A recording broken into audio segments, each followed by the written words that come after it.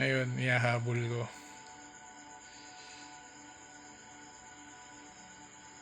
Yun nga, pag may ano daw, pag may dinadamdam yung tao o pag may dinadamdam sa katawan yung tao, pag may sa madaling salita, pag masama yung pakiramdam ng tao,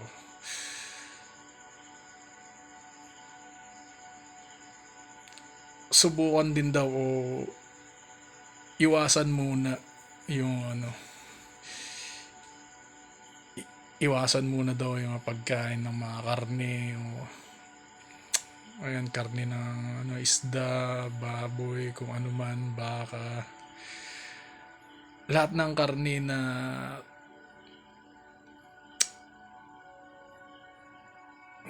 galing sa pagkatay. Kasi nga daw yan yung mga hayop, yung mga karne na kinakain natin, syempre galing yan sa mga hayop na hinahunt o kinakatay, ganun. Yung mga kinakatay, nai-stress daw yan. Yan, nai-stress sila,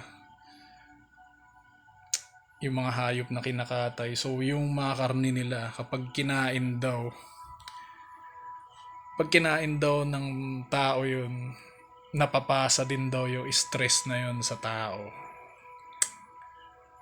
Ayun, ganun daw yun, napapasa yung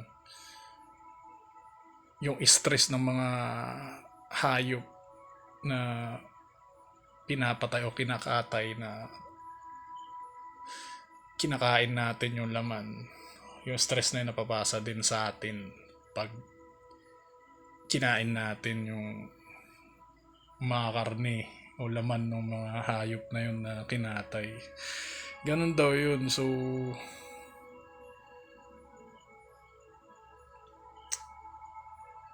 yun, iwasan daw muna yung pagkain ng mga ganong klase, mga karne. Ito, hindi ko sigurado kung totoo tong mga to, pero posibleng totoo din.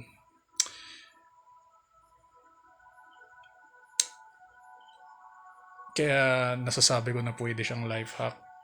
Subukan natin, no? Kung trip natin, subukan natin. Ako sa totoo lang, sinusubukan ko na. Kung trip nyo, subukan nyo din. Kasi doon naman malalaman. Doon din naman magkakaalaman.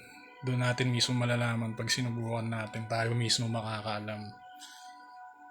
So yun, shinare ko lang.